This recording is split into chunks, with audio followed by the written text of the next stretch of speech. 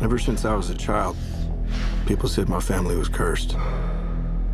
Mom tried to protect us with God. Pop tried to protect us with wrestling. He said if we were the toughest, the strongest, nothing could ever hurt us. Oh my God. I'm going to lose my mind. This wheel doesn't have a wheel on it.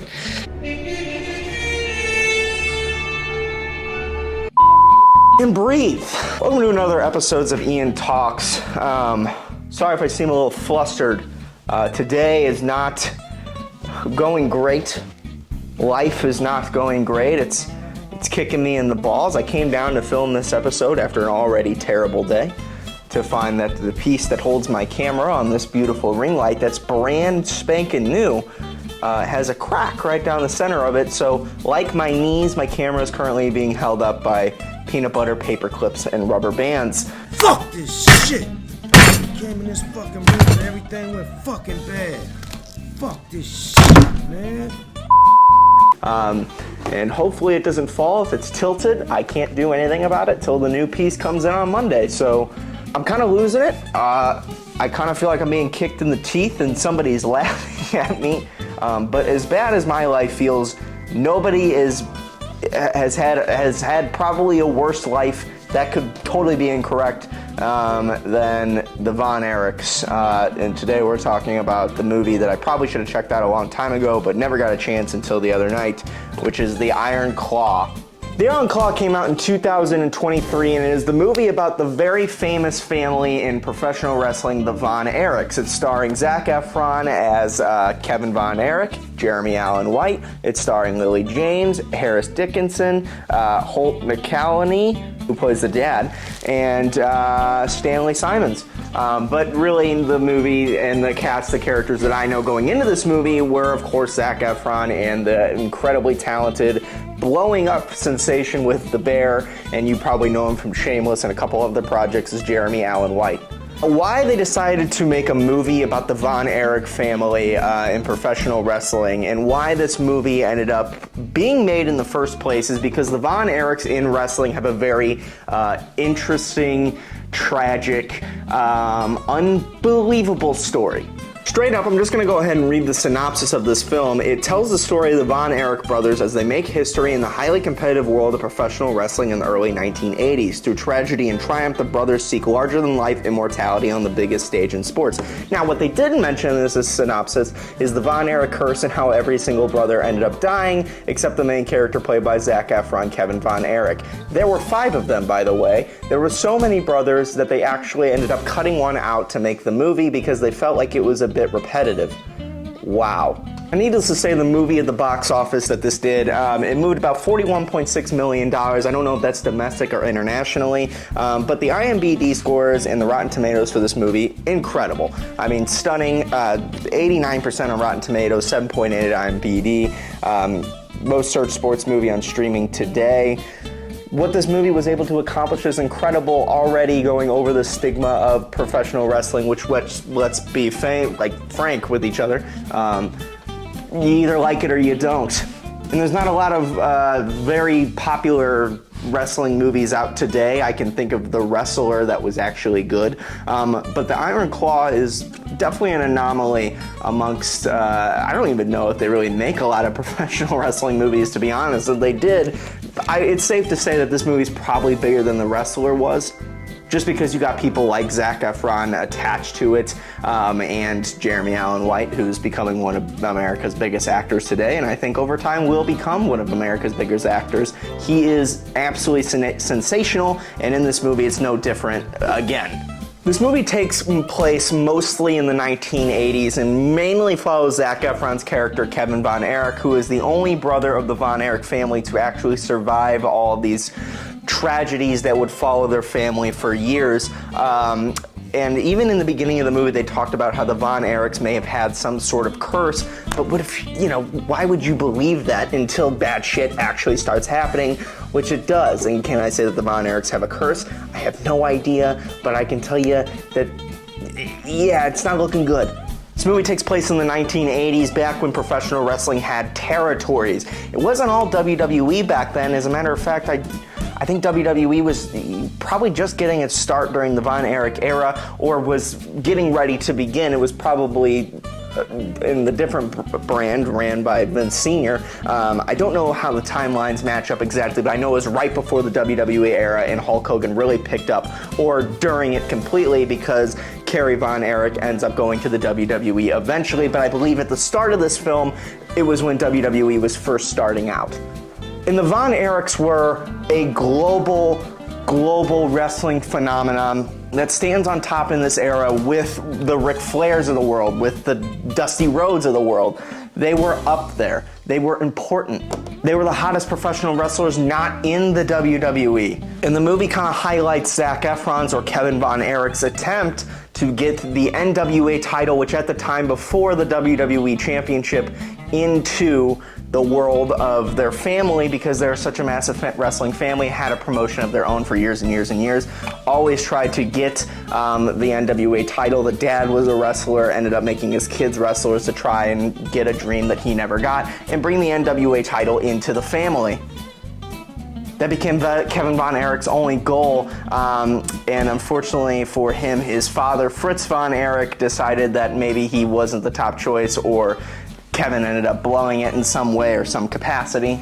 They decided to push Mike Von Erich to become the next potential person who win the NWA World Heavyweight Championship. And to do that, you had to wrestle all over the world. You had to become a big face. You had to become a baby face in multiple different territories and multiple different wrestling promotions across the world.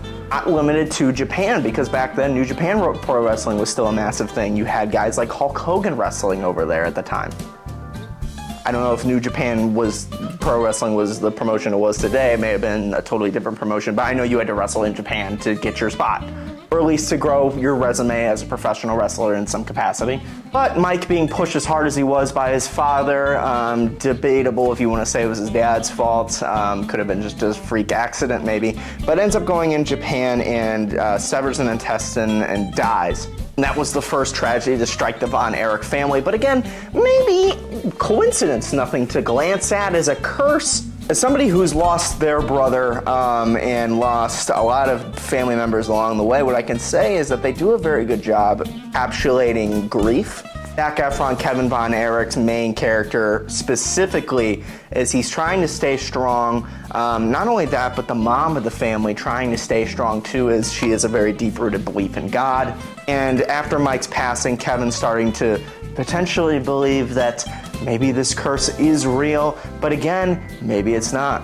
After Mike's death, the dad immediately decides which brother is going to be recruited to wrestle, because the youngest brother, David Von Erich, was not a wrestler quite yet. He was a singer, wanted to be a singer and instrumentalist, an artist, a music artist. His dad clearly throughout the movie was not a fan of that and bashes him all the time for it.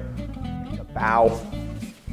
Actually, probably one of my favorite performances in this movie was Harris Dickinson as David Von Erich, as he is really, like, you can tell the hurt between his eyes and how he doesn't feel accepted by his own parents. And whenever he becomes recruited to become a wrestler and severs his shoulder, you can feel his pain in the ring. Oh man. But I'm maybe pushing a little too far ahead. The father decides that Kerry is going to become the new son to chase after the NWA World title. And there's like a theme here that he's like, it's like he's forcing his kids to do it, living vicariously through them, but not caring about their mental or physical, or it's not great. Holt McCallany's performance as the father, I thought he did an okay job, a little robotic at times, but you know, just watching the kids go through what they go through, yeah, I mean, there's a clear antagonist, or kind of antagonist. I think that you can probably suggest that the antagonist is something else, some other force in this movie. But Jeremy Allen White's Kerry Von Erich becomes the heir to go and chase after the NWA World title, with Kevin Von Erich have to watch for a second time as another one of his brothers goes to do it, and Kevin has dedicated his entire life to this. Kerry ends up winning the NWA World title, goes for a motorcycle drive and wrecks and loses his leg. of course, immediately stripped of the NWA title, and then they decide that David Von Erich needs to start wrestling. And a fact that I actually didn't ever know, because of why would I read into it, is that Kerry Von Erich actually did lose his leg. He wrestled with one leg. I just saw Darby Allin jump off of a ladder through a pane of glass, and that was the most insane thing I've ever seen in my entire life in professional wrestling. I actually couldn't believe that he did it. Why would you do something like that? Why are you texting me? Oh, excuse me, it's my family. They're all upset because I told them that Mike Tyson, 57-year-old, 58 during the fight, Mike Tyson is not going to beat Jake Paul, which got announced today, because he's not. I don't like Jake Paul, but a 60-year-old man is not going to beat a 27-year-old fighter. Jake is a fighter. He has knocked out fighters. I don't care if they weren't all professional boxers. If Mike doesn't get, oh my God, I'm getting off topic. Stop it. Get some help. But anyways, they recruit David to become a new wrestler, and like I said, after just watching Darby Allin jump through a pane of glass in chairs off a ladder from the ring, outside of the ring, thought that was the most ridiculous thing I've ever seen in my life. Perilously high. Darby! God, what have we seen? One of the most incredible things is being able to watch Kerry Von Erich in the WWE when he eventually goes to the WWE. Wrestling without a leg, I never knew that. Wrestling is an incredibly difficult thing to go through. I know a lot of people bitch and complain, oh, it's fake. Yeah, it's still like incredibly hard. Takes a lot of, I mean, oh my God, I love professional wrestling, so I can only respect the athletes that actually put their bodies on the line to do it, but the fact that he was able to do what he did on one leg and nobody noticed is incredible. I ended up reading into it. Turns out that Kerry Von Erich would like shower with his boots on to avoid letting people know that he only had one leg. Maybe to protect his contract in WWE, I'm not really sure why. But anyway, he was in WWE feeling alone and isolated and not impressing his father. Meantime, Kevin is training David Von Erich to get in the wrestling ring, and even during the training sessions, you can tell that David doesn't want to do it, which is why I applaud Harris Dickinson. It's often the performances that aren't as dramatic in movies that you can tell how good an actor really is, or at least the scenes where you can feel like that actor playing that character is that character. Not because of what they say or what they do, it's because of what you see in their eyes, their body movement. David Von Erich, even after the shoulder injury in the ring, and when he got that shoulder injury, his blood-curdling scream, oh my God, ends up going to get a routine surgery. There was an issue, he got put in a coma, got brain damage, and unfortunately was so sad and scared and depressed that he had to go back to that life. He decided to take his own life. I can't applaud. I think Harris Dickinson is just absolutely was, phenomenal in that role, and deserves a lot of credit.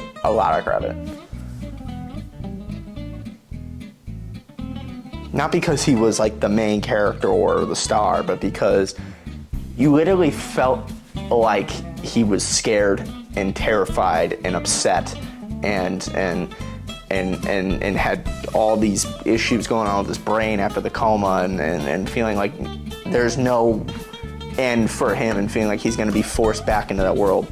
Incredible. Anyways, Kerry comes back from the WWE, doesn't feel accepted again by his father and ends up taking his own life. And the most despicable thing that his dad did this entire movie is when Kerry called Kevin to tell him that he was thinking about taking his own life, Kevin immediately called his dad and said, hey, we got to watch after him. He's not in a good spot. His dad did the most despicable thing of all and said, this is for you all to figure out amongst yourselves. You can't just help feel like that is, wow. Oh man. And that's something that the mother said earlier in the movie, that you brothers need to figure out amongst yourselves, that the dad says later in the movie, even when the circumstances are so much worse. It's, yeah, and even after Kerry shoots himself and the dad walks up, he doesn't look like he's devastated, or as devastated as Kevin Von Erich is. And the best line of the movie is when it's a few years later and Kevin Von Erich is playing with his sons and seeing his sons become brothers in the front yard and playing like brothers. He starts to cry, and his sons ask him why he's crying, and great reading by Zac Efron, who said, well, I guess maybe I'm sad because I used to be a brother and now I'm not anymore, or something along those lines. And dude, what a line. It's about time that wrestling movies got their flowers, because that's a world where you can make a lot of really good movies if people tried or cared enough to do so. And I'm hoping that the success of the Iron Claw, despite the fact that they got stiffed, Zac Efron specifically stiffed for not winning the awards or getting their flowers, I hope it inspires a studio to continue potentially trying to make a wrestling movie. And maybe being as bold as this one. Another wrestling show that I was a fan of was Heels, that unfortunately got canceled. But no wrestling projects dared to be as bold as this one. You can't help but applaud everybody who made this movie, and the writing behind it and the directing behind it. I believe the studio was A24, and if you know A24, I mean, they always do something phenomenal. Sorry, I was just looking to try and find the studio, but it was A24, I was right. But yeah, I mean, you just have to applaud all the actors who made this movie and the director. Really good job. Dare to be bold with projects that you take on. Whenever this movie got announced a few years ago, I just remember seeing the little teaser trailer of Zac Efron running the ropes, who is already an actor very similar to Ryan Gosling, who will take on certain roles that may be out of the comfort zone in some aspects or areas. They end up doing a really, really, really great job. And this movie is no different from that. And yeah, The Iron Claw. If you haven't seen it, I definitely recommend checking it out. And next week, I'm sure I'm going to be talking about either Kung Fu Panda 4 or Dune 2. Depends whatever one I pick this week. Maybe we'll do a double whammy. But anyways, this video is too long as it is. The Iron Claw, go check it out. Thanks you for watching this episode of Ian Talks. Talking about this movie has helped me calm down in some capacity where I'm not thinking about throwing this chair across the room. So, you know, that is always a plus. And but I'm sure as soon as I take this camera off, it's going to fall and then it's going to break, and then you will just not have anything coming out ever again. So yeah, hope to see you guys in the next one. Peace, love, adios, and goodbye once again. See you next week.